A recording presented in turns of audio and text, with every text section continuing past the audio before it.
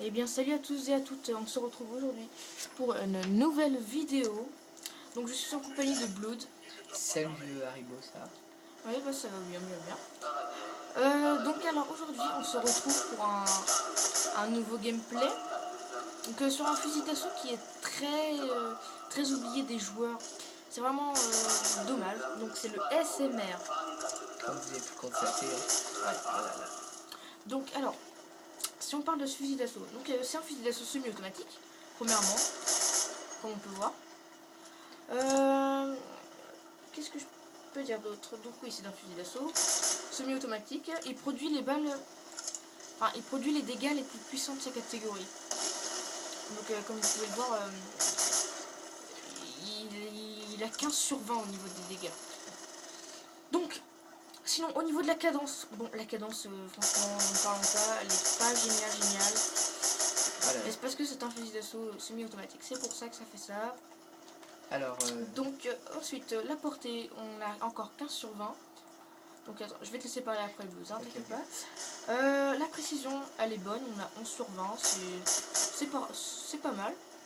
Il y a mieux, mais c'est pas mal. Donc maintenant on va te laisser parler, Blood. Alors, pour ce qui est des accessoires, pardon, putain, j'oublie tout le temps des mots, voilà, c'est un peu usant. Alors, on a mis des balles blindées pour améliorer encore cette arme. Donc, les balles blindées, c'est pour faire de gaspiller moins de balles et de tirer moins longtemps pour éviter de se faire un peu, entre guillemets, tuer. Donc au lieu de tirer en, je sais pas moi, 4 balles, vous ne tirez plus qu'en 2 balles, comme celle-là. Plutôt 3 à 2, Voilà, on va dire. 2 à 3 balles. Parce que ces notes passent de 15 à 18. Donc je sais pas si vous imaginez un petit peu quand même. Voilà, après nous avons mis le sélecteur de tir. Donc voilà. Pour faire mitraillette. Voilà, donc ça tire à moyenne vitesse, mais ça tire quand même à bon escient. Et puis vous voyez, je peux tuer plusieurs hommes à la fois. Ce qui est très pratique sur ces fusils d'assaut. Je suis obligé de me suicider, hein, je suis désolé. Parce que je dois finir ce gameplay avec ce SMR. Donc sinon au niveau donc la poignée. Donc pour passer encore de la précision de 15 à 19 cette fois. Je ne sais pas si vous imaginez encore une fois. C'est vraiment énorme ce qu'on peut faire avec cette arme. Donc j'espère que maintenant si vous regardez cette vidéo et que vous la partagez, dites à plusieurs personnes franchement, aux gens que vous connaissez, de l'utiliser, ça ferait beaucoup de bien à Call of Duty. Parce que franchement on la voit pas beaucoup cette arme, c'est vraiment dommage. Donc voilà, sinon au niveau des atouts, voilà, j'ai un petit moment de galère. Donc j'ai mis invisible pour ne pas se faire repérer, c'est important etc. je pense. Parce que quand on veut... Cela joue un peu discret, voilà. Ouais, voilà. Surtout quand on veut jouer surtout à distance et c'est un peu chiant quand même parce que l'avantage de cette arme c'est de jouer à distance et faire beaucoup de dégâts. Donc quand on se fait tuer par un aéronef et qu'on ne peut pas se faire tuer à distance par exemple une mitraillette, ça va être vraiment l'avantage quand on va la comparer à distance à une mitraillette. Ça va être vraiment bien. Donc ça me ferait, ça me saoulerait un peu à force de me faire tuer quand on parle je sais pas quoi, des aéronefs par exemple. Voilà. Donc sinon j'ai mis main laisse aussi pour utiliser les équipements plus rapidement. Donc pouvoir utiliser la Semtex plus rapidement. Et les paralysantes. Donc paralysantes pourquoi?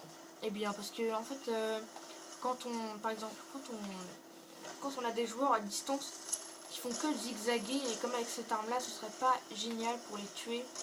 Alors on leur met une paralysante comme ça et après bah voilà vous avez juste à leur mettre 2-3 balles et c'est bon, c'est fini. Ouais, là j'ai mis une paralysante et il ne voit plus rien. Et oula, petit fail hein. Vous voyez, même en oscope, elle est très très précise. Ça c'est l'avantage, regardez. Enfin, voilà. Donc sinon, si je peux parler des... Si vous voulez vous la jouer un peu silencieux, etc. Franchement, je vous recommande sélecteur de tir, silencieux et viseur laser. Et vous mettez comme atout 3, dextérité. Franchement, je vous jure que ça fait une tuerie cette classe. C'est vraiment quelque chose de fou. Donc, Si on parle des killstreaks, de toute façon, dans toutes mes vidéos en gameplay, ce sera toujours ça. Ce sera drone de chasse, drone et drone de... Ah non, attendez, drone de brouillage, drone de chasse et microstation orbitale. Donc voilà, j'ai à peu près tout dit. Au niveau de l'esthétique, elle est vraiment bien, je trouve. Elle est relativement belle quand même. Elle fait assez grosse, elle est assez maniable. Ça c'est bien d'être maniable aussi, je trouve. Et le viseur, il fait assez futuriste, comme vous pouvez le voir. Non, contre nous, Voilà. il fait assez... voilà. Moi, je l'apprécie beaucoup. Oui, même cette arme, je l'apprécie beaucoup. Mais c'est vraiment dommage que les joueurs ne jouent pas avec. Donc je vais je vais vous laisser finir la vidéo. Il ne reste plus que 3 kills et puis 2 kills. C'est la fin. Donc je vous laisse savourer les derniers instants sans que je parle. Voilà. Il est pas très bon mon dernier kill, mais... C'est pas grave. Donc moi franchement je vous la conseille beaucoup avec les deux méthodes que je vous ai dites. N'importe avec ces atouts là ou les autres pour la jouer silencieuse. C'est-à-dire silencieux, viseur laser et sélecteur de tir. Et je vous jure que ça fait des tueries cette classe. Bon, c'était encore Harry Blood et on vous souhaite de bonnes vacances parce que pour nous c'est les vacances. Allez, ciao tout le monde.